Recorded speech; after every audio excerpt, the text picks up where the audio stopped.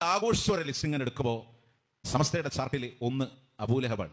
നബിദിന ആഘോഷം വന്നാല് ഫാത്തിമിയാക്കള്, മുല്ല ഉമർ, ഉബൈദിയാക്കള്, മുദഫർ രാജാവ്, അങ്ങനെ ആഘോഷിച്ച് വന്ന ഷിയാക്കളിലൂടെ ഒക്കെ ഇങ്ങനെ കാണും. ഇതൊക്കെയാണ് ആഘോഷിച്ചത്. ഇനി റബീഉൽ അവ്വൽ 12 ആഘോഷിക്കാത്ത ഒരു ചാർട്ട് എടുത്ത് നോക്കി. മുഹമ്മദ് മുസ്തഫ സല്ലല്ലാഹു അലൈഹി വസല്ലം തന്റെ ബർത്ത്ഡേ ആഘോഷിച്ചില്ല. അബൂബക്കർ സിദ്ദീഖ് റളിയല്ലാഹു അൻഹു, ഉമർ ഇബ്നു ഖത്താബ്, ഉസ്മാൻ ഇബ്നു അഫ്ഫാൻ, അലി ഇബ്നു അബീ ത്വാലിബ് റളിയല്ലാഹു അൻഹു തുടങ്ങി സഅദുൻ സഈദുൻ സുഹബി റുംതുൽ ഹഅതു വഅബി ഉബൈദഹതു വബിനിഉ ഫിന്നാശീരിൽ കറമി.